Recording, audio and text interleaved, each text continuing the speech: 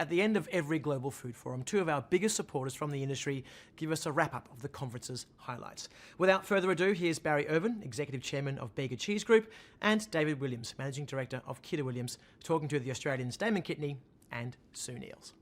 Have between David, the man in the hat, Williams, and Barry Irvin from Bega Cheese.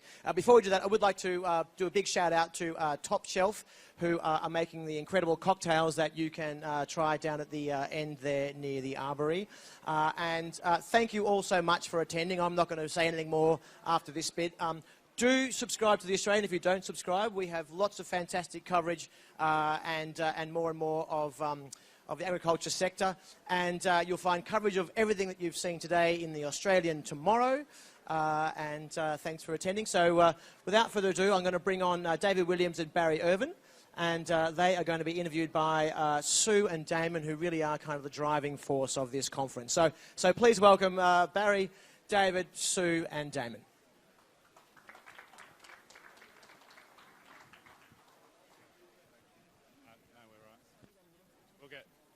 You go in the middle. Yeah, go for it. Well, thank you. Thank you all for being here once again today. It's been a fantastic day, and it's a great way to celebrate our 10 years, which we find hard to believe we've actually got there after all this time. We were just reminiscing, as Jonathan spoke, that one of the great moments of the Global Food Forum was in 2016, which was March 2016, when Gary Helou, the then head of Murray Goulburn, got up on stage and said that milk prices would hit $6 a kilogram, and Barry nearly fell off his chair because at that point they were around about the $5.20, I think. And anyway, that pretty well after that, we all said that was going to be the end of Murray Goulburn, and sure enough, Murray Goulburn crashed. The dairy price crisis happened, and the dairy industry has been in a really bad way for about 4 or 5 years. But now we have milk prices have hit $9. Thanks to Bega, actually, they've just offered $9, and Jonathan swears that Barry just told him they were going to hit $11. So it is funny that we're still talking about milk prices in every Global Food Forum. Anyway, great to have everybody here, and we'll take it from there. Yeah, well, we should get into a bit of a summary of the day, and I want to ask both of you gentlemen, so you got 2 minutes each. You're going to see the Federal Minister tomorrow, the new one that we just heard about overnight. If you're the emissary for our group, what are the 2 or 3 key things you're going to say to him in your meeting? So 2 minutes each. You first, Barry. Right. Well, look, gee, I think we started to rock and roll by the end of the conference. I thought we started to hit the things that we really want to be talking about at the end of the conference, which is all around the opportunity. It was all around saying, okay, there are multiple income opportunities in agriculture at the moment, right through from natural capital to a really strong demand environment for the products that we produce. So we need that supported. We need that supported. We need it supported through really well thought through policy. That commentary earlier around saying we need to make sure we're addressing all the issues across the entire supply chain, and probably most importantly, coordinating them.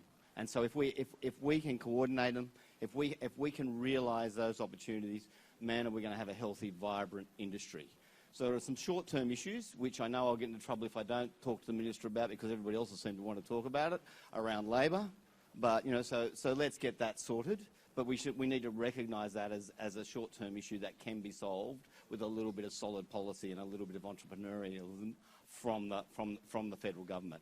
So that would be my short story would be, let's get all those wonderful resources we've got, all that natural capital that is this country's great advantage, and let's make sure we're using them properly and deploying them properly. And if we do that, we will create an extraordinarily vibrant regional economy and an extraordinarily vibrant export economy. You've kept to your 2 minutes. That's your task. Well, that's impossible, but I'm going to... There's really 3 issues that the food and the ag industry have to solve this year. One's labour, one's logistics, and one's recovering price increases and input increases and so forth. The third one's really not for the federal government, but for all the food processors here, I would be saying to them, listen, if you need 10%, try and get it all at once. Because Steve and Brad Banducci and that, they're going to try and get it over 2 or 3, but that's not for the feds. What got a lot of coverage today is the labour issues. Now, the labour issues are twofold. One is just the increase in labour. Again, it's not really a Feds problem, even though they're really close to the unions. The problem is access to labour, and everybody is crying out for hundreds of thousands of people. So my message to the Minister first, if we don't do anything, we've got to encourage the federal government very quickly as a 30-day plan. Like if Barry and I bought Vegemite or Lion, by the time we settle it, we've got to, what are we going to do in the first 30 days? Who are we going to rationalise? What systems are we going to do?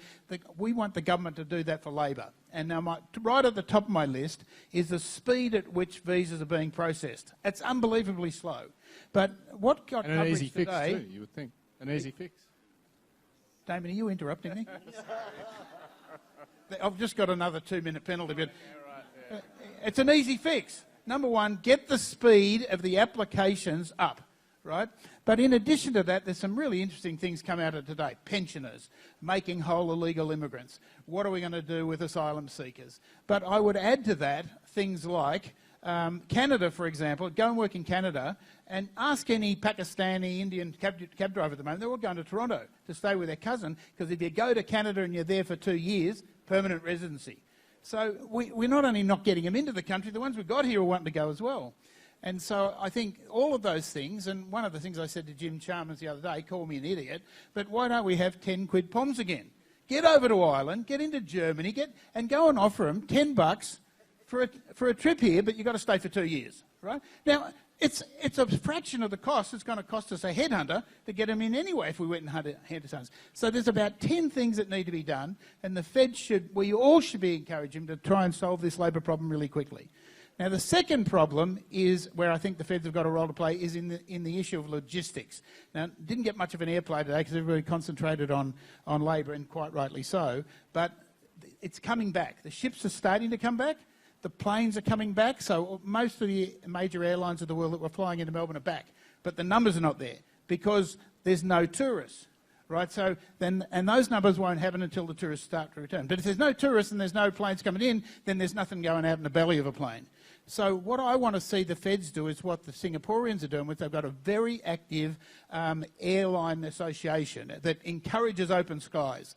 So the Australian the federal government aircraft association should be out there actively encouraging all the major airlines of the world and having an open skies policy to get into Melbourne and Sydney in particular, so we can get maximum stuff out in the belly of a jet.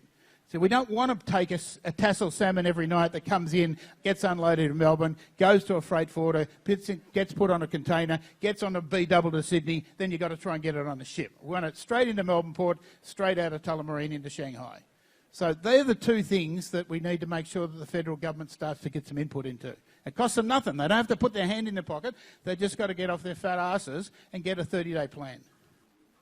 Sue, what's been your observations of today as the agribusiness guru at the paper? Can you summarise in a couple of minutes what your take is? Well, I'm not sure it's a summary, but there's a couple of things that really stuck out to me. One was, I think, when the Mondelez CEO was talking about his dairy farmers in Tasmania, where he said he was just about to go and see them, and he said their average age is 70 and no one's taking over their farms. You know, that just to me is a chronic problem that you see in pockets around Australia, not everywhere, but that really brought it home to me that, you know, what do you do then? How do you keep your milk supply happening? And the other one we had a bit of a laugh about was when Brent Eastwood from JBS was talking about taking over Huon aquaculture. And he was saying he fed his salmon on chicken and vegetables and all sorts of things, and that was better than feeding them krill and things from the sea. And we all raised our eyebrows a little bit at that, because that was something that, you know, you don't think of salmon traditionally eating chicken. And is that something the industry should be promoting, addressing? Is that going to add to the problem? So that was something that stuck in my mind amidst all the wonderful stories of opportunity. And clearly the natural capital issue is one that is here to stay, that everyone's going to have to address as well, and farmers are starting to really get on board. So they were sort of three of the themes amongst. Look, I found a lot of the talks fascinating. It was great. Yeah, no, it was certainly a forum worthy of a 10-year celebration, let's say. So we should let you guys get on with your networking. And thank you so much to you two gentlemen here. Damon, do you want to say something? Yeah, look, just quickly, because I think, particularly to you and Sue, but to all at the Global Food Forum, I think we've all enjoyed the last 10 years. There's always stories from this event, either to do with the event itself or the drinks beforehand and afterwards, but they're always very good stories, and I think all of us would say, on behalf of all of the audience, thank you two very much for the fact that you've been here since the very beginning, but thanks to Vizzy and the Australian and everybody involved for making this event happen. It's become the go-to event, which I think you should all be very proud of, so thank you very much. Yeah. And to finish, I just want to say thanks to Jackson for comparing a great day today. So, round of applause. Enjoy your drinks, everybody.